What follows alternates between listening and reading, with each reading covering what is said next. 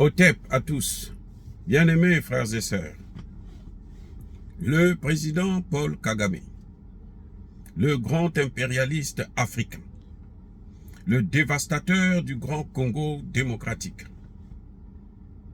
l'assassin de près de 15 millions de Congolais, il critique la mission de paix des Africains dans le conflit entre l'Ukraine et la Russie.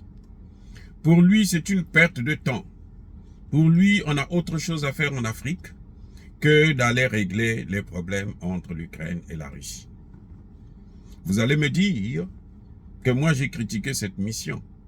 Non, moi j'ai critiqué cette mission par rapport aux résultats. Je me suis dit, ça ne va rien apporter, les Africains ne pourront pas régler ce problème-là parce que les Occidentaux ne veulent pas qu'il y ait la paix, puisque la guerre les arrange. La guerre les permet de avoir, comment dirais-je, de vendre les armes, de liquider tous les anciennes armes et qu'on puisse acheter d'autres armes de dernière pointe aux États-Unis. Ça, c'est leur position. Eux, ils sont contre la paix parce que, justement, ils veulent que l'Ukraine puisse l'emporter. Comme ça, ils pourront récupérer les terres qu'ils avaient achetées. Parce que, n'oubliez pas que l'Ukraine était déjà vendue. L'Ukraine était déjà achetée par les oligarques américains et que une bonne partie de l'Ukraine leur appartenait. Donc, cette guerre leur fait perdre tous les investissements qu'ils avaient mis dans ce pays. Et le président Paul Kagame vient lui aussi soutenir la thèse de ces Occidentaux qui avaient dit que depuis quand les Africains peuvent prendre des décisions sans nous, depuis quand les Africains peuvent voter contrairement à notre volonté. Paul Kagame, s'il dit qu'il faut les Africains, non, c'est une perte de temps pour les Africains, c'est parce que lui, c'est un impérialiste qui est en train d'occuper un État, le Congo démocratique, via le M23. C'est normal qu'il puisse condamner. C'est normal qu'il puisse critiquer. C'est normal qu'il puisse dire que c'est une perte de temps. Mais c'est une perte de temps aussi pour le Rwanda qui est en train de se battre pour que Paul Kagame puisse quitter le Congo démocratique. Paul Kagame est en train de vouloir créer un empire Tutsi en occupant l'est du Congo, ce qui est intolérable, ce qui finira tôt ou tard par se retourner contre lui et contre le peuple rwandais. Vous savez, le Burkina Faso faisait à peu près ce que fait Paul Kagame aujourd'hui. Le Burkina Faso, au temps de Blaise Compaoré. En Côte d'Ivoire, la Côte d'Ivoire a été déstabilisée depuis le Burkina Faso. En d'autres termes, c'est le Burkina Faso qui formait la rébellion de Guillaume Soro et d'Alassane Ouattara pour venir déstabiliser la Côte d'Ivoire, qui aujourd'hui est devenue un pays moribond en faillite, qui est devenu un pays qui appartient carrément aux Occidentaux. La France est en train de tout prendre. Mais, des années plus tard, des décennies plus tard, qu'est-ce que l'on trouve au Burkina Faso? Les mêmes Occidentaux qui ont utilisé Blaise Compaoré pour détruire la Côte d'Ivoire, ces mêmes Occidentaux ont amené d'autres terroristes pour venir détruire maintenant le Burkina Faso. Les mêmes, hein, c'est pas les Russes, hein, c'est pas les Chinois, hein, ce sont les Occidentaux, la France, les États-Unis et les autres qui ont amené maintenant les terroristes pour détruire et occuper près de 40% du territoire. Et le Burkina Faso aujourd'hui, l'armée est en train de se battre pour sauver, pour colmater les brèches, pour sauver un peuple aux abois, un pays en faillite. Donc, Paul Kagame, qu'il sache Aujourd'hui, il peut se réjouir. Mais avec ces Occidentaux-là, tout ce qu'ils font se retourne toujours sur celui qui les aide à pouvoir frapper l'autre noir. Vous savez, le problème du Congo démocratique actuellement, c'est Tshisekedi qui, au lieu d'apporter la solution, devient un problème. Parce que Tshisekedi refuse de prendre de bonnes décisions.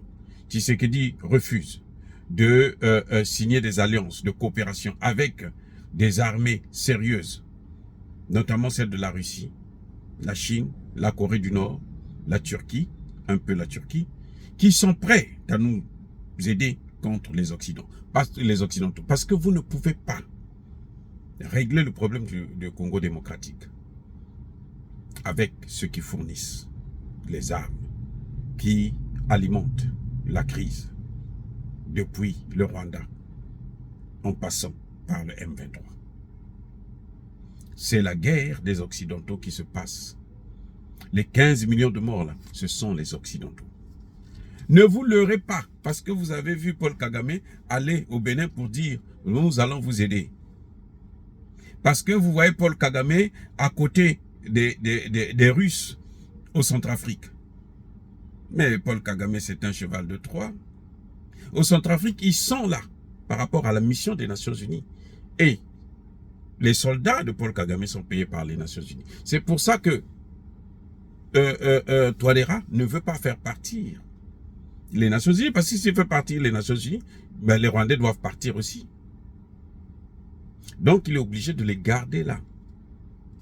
Mais il faut que Touadéra puisse savoir, celui qui a fait partir Mobutu, c'est le même Paul Kagame. Et qu'est-ce qu'il a fait du Congo démocratique? Le Congo démocratique est un pays aussi riche que la RCA. C'est un pays aussi grand. Et plutôt que aussi riche que oui, la RCA. La RCA est un pays aussi grand. Peut-être pas autant que le Congo démocratique, mais aussi grand. Presque 2 fois la France. Alors, Paul Kagame n'est pas un homme de confiance. Il a toujours trahi ceux qu'il accompagne pour les élever. Ce qui est différent de la Russie, qui est intervenue dans beaucoup de pays africains, mais pour apporter la paix. Donc, quand Paul Kagame critique la mission des Africains, c'est comme s'il voulait dire, ne vous occupez pas des conflits qui ne vous regardent pas. Occupez-vous de vos pays à vous. Il n'a pas parlé de la crise au Congo démocratique, de son impérialisme au Congo démocratique. Parce que ça, et bien entendu, il protège les Occidentaux. Il prend la même position exactement comme ferait Emmanuel Macron, comme fait Joe Biden et le reste. Donc, Paul Kagame, c'est le problème de l'Afrique. C'est notre épine dans la chaussure africaine. Mais, on fera tout pour enlever cette épine. Dire cela, c'est inciter à la haine ou à la violence, non. Je trouve anormal que Paul Kagame puisse critiquer une mission des Africains qui essaient d'affirmer sur la chaîne internationale leur souveraineté. Je trouve anormal que Paul Kagame puisse critiquer une mission des Africains qui ont réussi, hein, parce qu'ils ont vu, ils connaissent maintenant ce qui s'est passé pour les céréales, que ce sont les Occidentaux qui ont bénéficié du travail que nous avons fait, que ce sont les Occidentaux qui ne veulent pas qu'il puisse y avoir la paix, puisque Poutine a montré le document signé par l'Ukraine. Ils ont réussi leur mission. Ce document n'était jamais sorti. Poutine ne l'avait jamais montré. Mais aujourd'hui, Poutine l'a montré aux Africains. Donc, ils ont en quelque sorte réussi leur mission. Parce qu'ils ont permis de comprendre un certain nombre de choses, un certain nombre d'enjeux. C'est pour ça que le président sud-africain, quand il arrive à Paris, il a mis Macron à sa place, en leur précisant que nous ne sommes pas des mendiants. nous venons. Nous sommes des acteurs au même titre que les autres. Dire cela, c'est inciter à la haine ou à la violence. Je ne pense pas. Encore une fois, bien-aimés frères et sœurs, soyez bénis, abondamment bénis, par le Dieu des Kémites et par nos ancêtres angélisés. Mais que tous ceux qui persécutent le continent africain le pillent et le déstabilisent. Qu'ils soient noirs, blancs, chinois, arabes, indiens, qui qu'ils soient maudits, punis, foudroyés, neutralisés, effacés, écrasés par le Dieu des Kémites et par nos ancêtres angélisés. Vive l'Afrique éternelle. J'ai dit et j'assume.